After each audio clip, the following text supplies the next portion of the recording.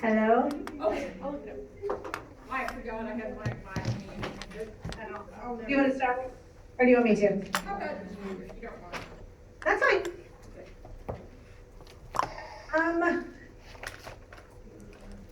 What? Yeah. Questions on diabetes?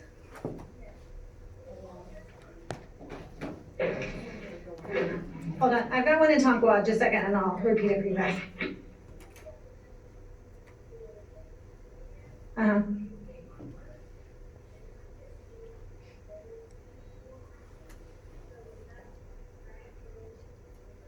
Yeah, go with what's on your slide. So she was just asking about the long-acting insulins and go with what's on your slide, because that came from your book. Anybody else? I have one. Okay, Okay, on page 1299 of our text, it talks about alcohol and causing hypoglycemic in type 1. Can you explain that? Just seemed like to me it should have been the opposite. It should cause hyperglycemia. right. It initially causes that, but then it initially would cause the hyperglycemic like reaction to the carbs, but then it inhibits it's the way it acts on the liver that it ends up causing people to become hypoglycemic later as they process it. So does that have to do with the long men had diabetes? Is it just in type 1 or is it in type 1 and type 2? Or I believe it is both. it's both? And the teaching that goes along with that is you want them to take it in with other calories, basically. So not to have it by itself, not to have it right before bedtime when they might get hypoglycemic during the night. Okay. So they should consume alcohol with a meal or immediately following a meal. Thank you. Oh, the question was basically just discussing the effect of alcohol and whether it caused hypo or hyperglycemia and why. Yes, I mean, hypo is the one we're worried about. I mean, it would initially kind of cause a regular spike, like drinking anything that had a lot of carbs, but the long-term effect that we're concerned about is the hypo. Not long-term as in the later effect, not long-term as in long-term complications. Mrs. Hay, Yes. can you clarify on the oral diabetic medications on insulin stimulators? You kept saying sulfonylurea and meglitide. Was it like the first 3 medications that are listed on our slide, are those sulfonylureas, and then the second 2 or the last 2 are meglitide, or? You won't, I can tell you won't need to know them any more specifically than what's listed on your slides. Okay, so don't worry about sulfonylureas and. No, I don't, I'm trying to think through questions and I'm not very good at that. But I don't think that I divided it up that way, Okay, but I don't think you will need to be able to separate those out. thank you. This says this in the book, but I don't have my book, so did it end? I hope not. I can still The- see. Hold on, what'd you say, Paige? I don't have my book. It's spelled like this in the book. Like the hallmark characteristics, is that what we're talking about? Okay, she's asking about the 3 Ps. They're related to hyper because that's why you would see the diagnosis, but they would be the things that you would see that would indicate someone's blood sugar was running high.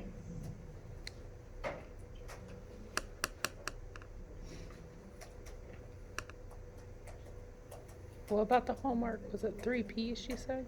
Related to hyperglycemia. So you're talking about polyuria, polyphysia, Polyphagia, yeah.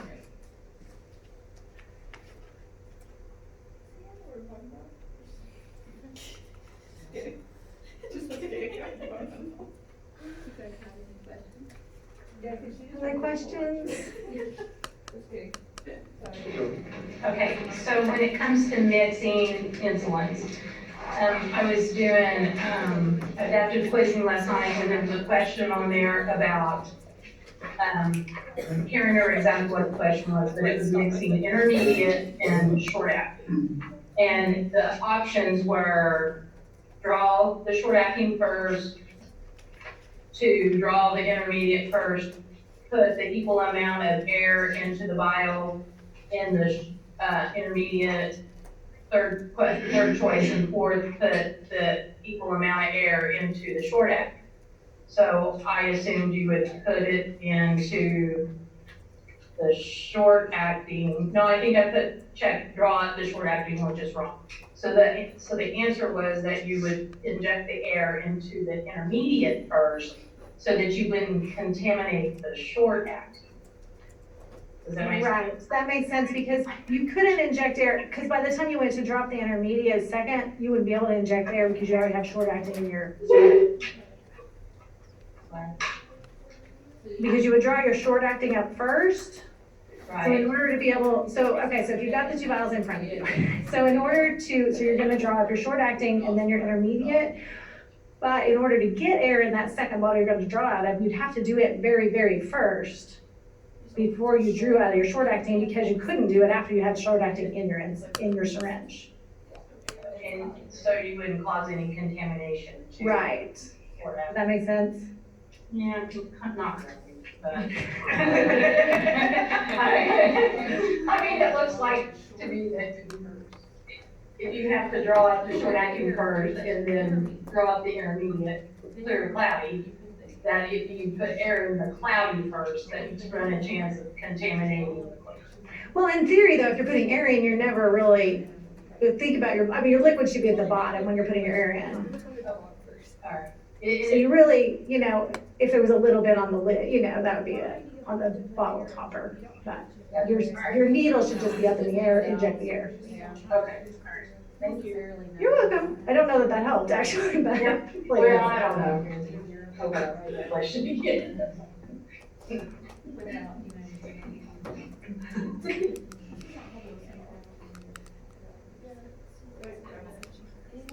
Other questions? Okay. Okay, why do we draw out? Okay, so putting aside insulin that we're mixing, if we're just drawing out of just a single insulin vial to give sliding scale, why would we put in air in that bottle? Does anybody have an answer for that? Right, because there's a vacuum building up in that bottle. And so we're putting the air in to keep from building up a vacuum as we continue to draw out of it without replacing what goes in that space, basically. The difference, when we were checking off catheters this morning, I was saying that somebody had drawn up like air in the irrigation, and you don't have to do that when you're irrigating because you're not working with a closed system that's gonna build up a vacuum. So that's the difference. But in an insulin bottle, that thing is sealed. So you've got to replace what you're taking out, or eventually you're gonna build up a vacuum in there.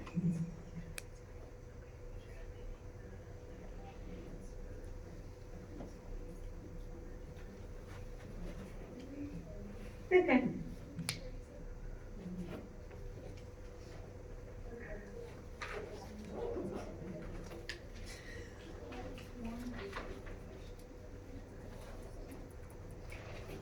You're welcome. We were just talking about vacuuming bottles and putting air in over here. Anything else, guys? For your insulins, we kind of need to know. Okay, I think it's yours, Mrs. Martinez. Okay. Okay. Back. Questions about HIV AIDS? I have one. Okay, so in regards to the antibody antigen test, like the ELISA test and the Western blot test, when I was reading, I ran across the HIV-1 NAT test. Out of those three, is there an order of which we need to do them? Or in regards to how the patient is exposed to HIV, does it matter? The question is about the HIV testing. Oh, I'm in the chapter for diabetes, that explains why it's not. The ELISA and the Western blot take a little longer to get results back. And the, trying to remember what the NAT stood for. It's the one they use mostly now, along with viral load. Nucleic acid. Okay, and test line, nucleic acid, Nucleic acid test. I think so. What chapter is it? Cause it was at the back. You said that was the fastest, most common way that we test. Yeah, in our notes, we took that we. Yeah, that's the test that is used most commonly now. What's it called? It's the one that's got the NAT. Yeah. Could you use it with the viral load? Yeah, in combination with viral load.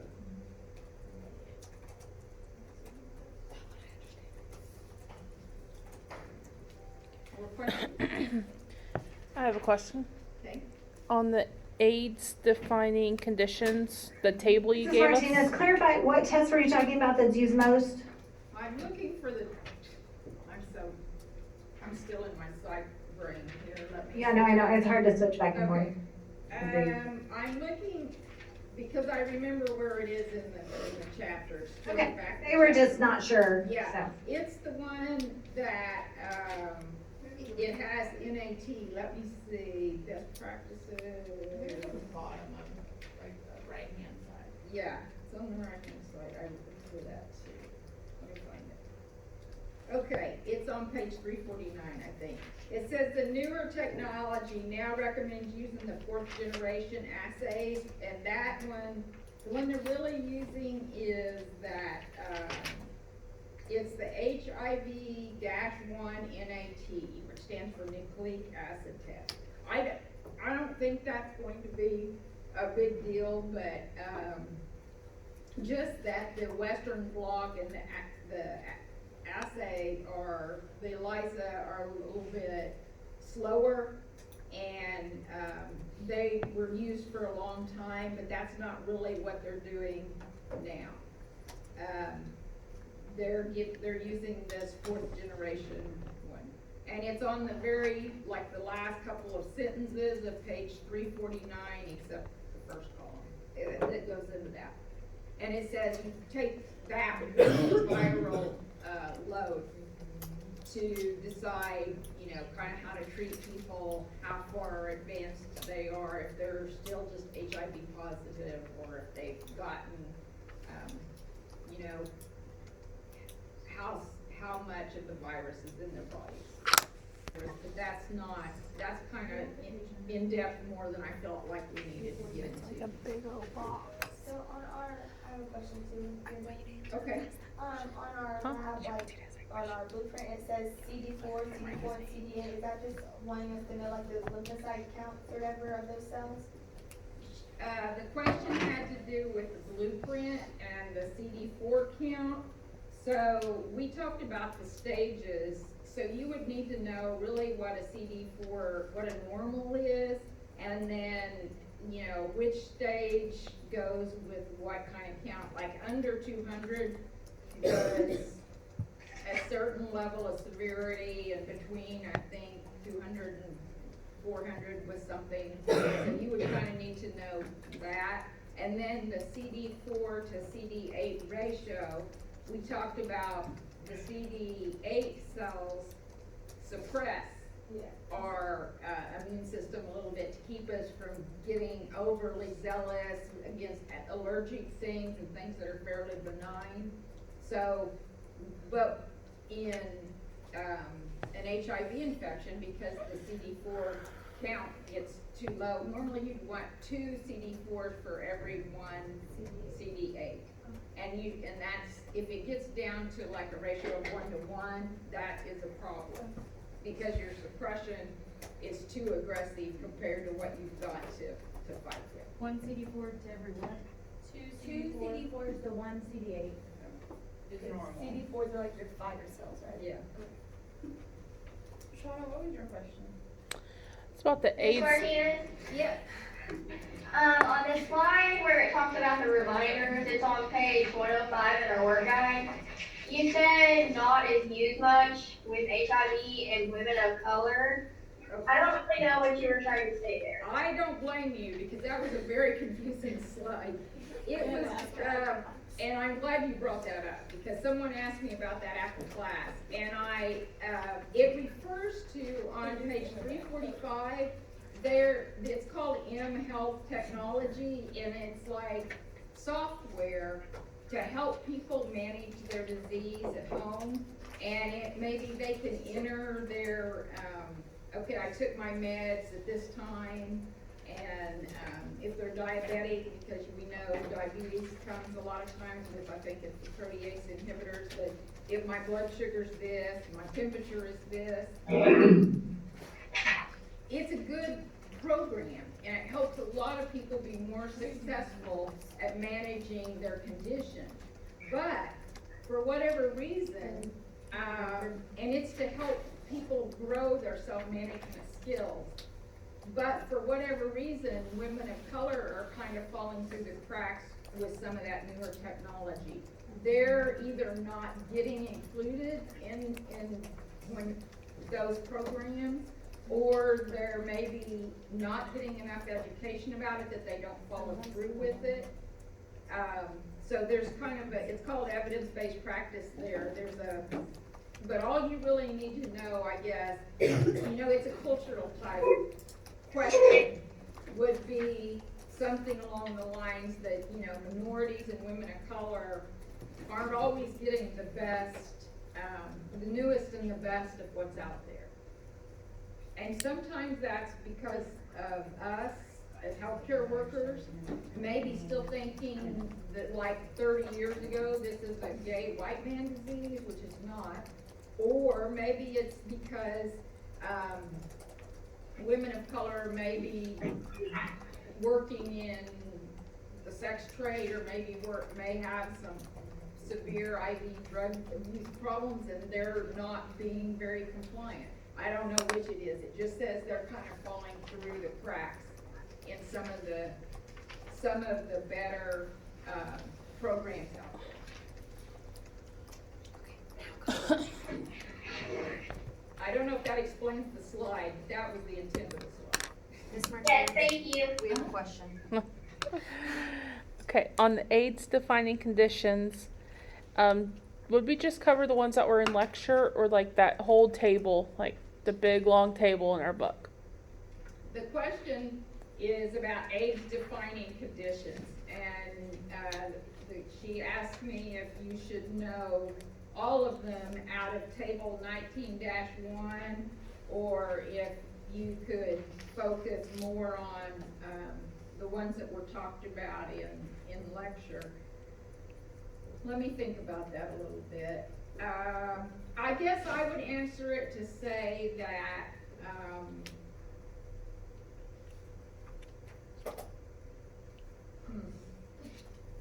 we're not supposed to talk about what's on the test necessarily, but I'm trying to think of what makes you a safe practitioner. If you've got a client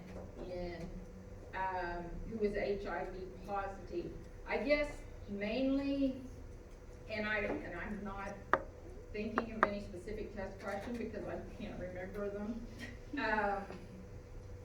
You need to know that if it's fungal disorders, fungal infections, bacterial infections, viral infections, just all kinds of infections of substances that aren't normally serious can be really serious in someone who's HIV positive.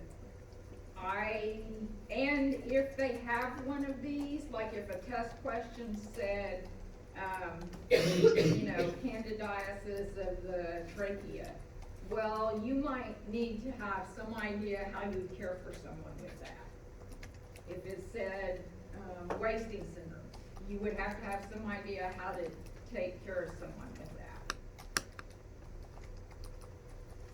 So you would say like different disorders can be the cause linked back to HIV. Yeah, a lot of these disorders are uncommon unless someone's got a really severely depressed immune system. And so you think of it like anyone with a severely depressed immune system, and if they have one of these infections, then what kinds of things do you need to do for them?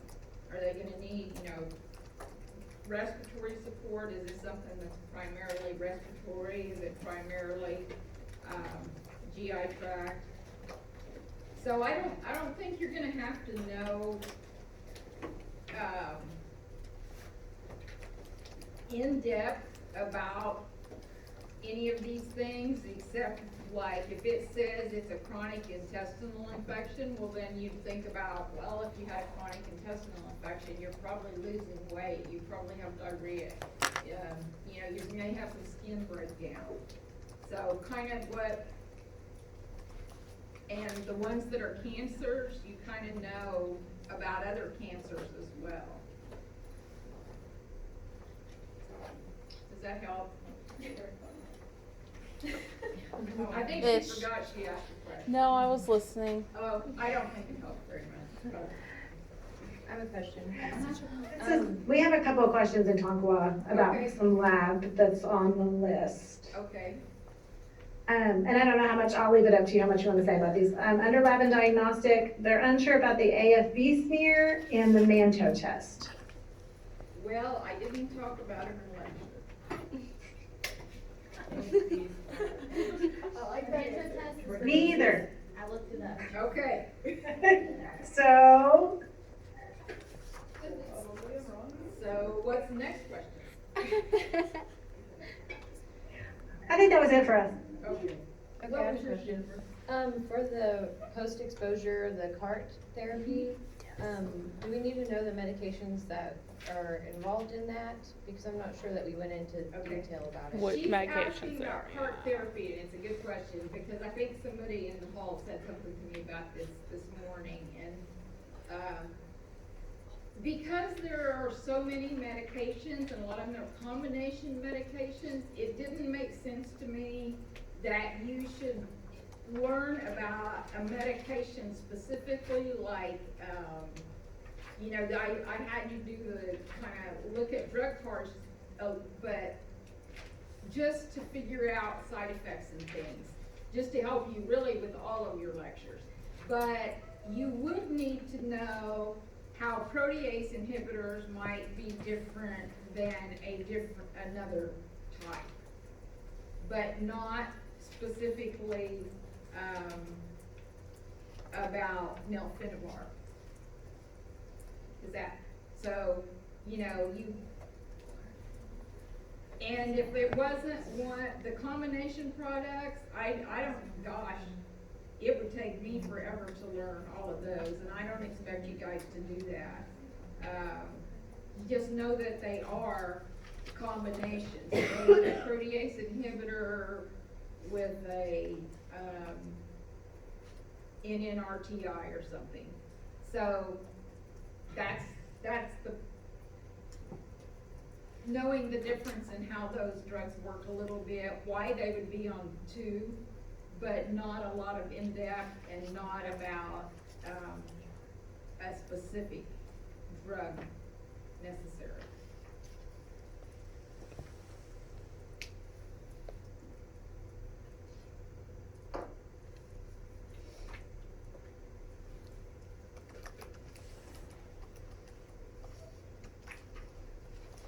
Stillwater has been quiet. Does Stillwater have questions? I think we're good. Okay. Uncle Watt, anything else on HIV?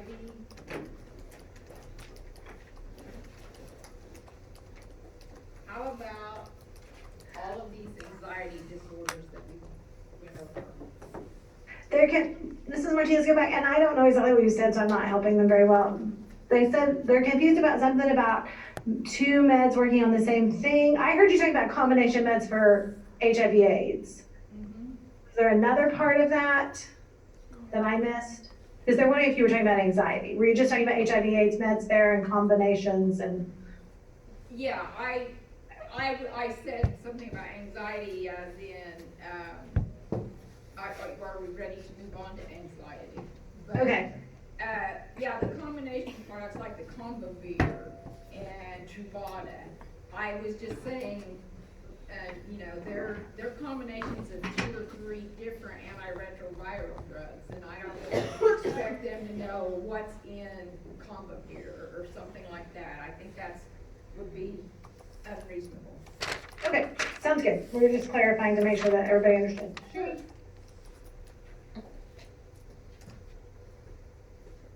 What about anxiety? Everybody have some? Yes. Especially with all those new problems you just threw at us. Oh, your new problems? I'm sure I have Yes. social anxiety. Can't diagnose myself. Somehow I just make some people feel anxious, I'm not sure. I'm Need not some sure Clonidine. what it was, To help with my anxiety. Social. but It was nursing school, I think. Just everything. Like, it's not really like, I don't understand. That's not gonna work.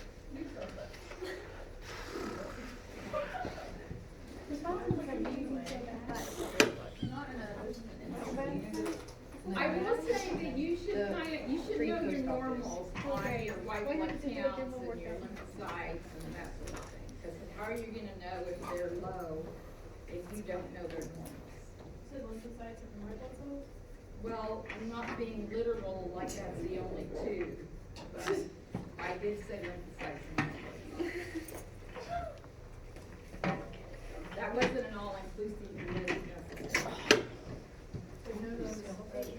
Was that on your chart? It said red blood cells, platelets, and white blood cells, glucose, all I know all the normal ranges. Shauna, what did you do? No law. They're looking at me sadly. Is anybody looking at you all sadly? Mrs. Hay, I don't want to be the only person who's scared after sadly. They're just very anxious. That's, like, they're just identifying with your lecture. I understand, I don't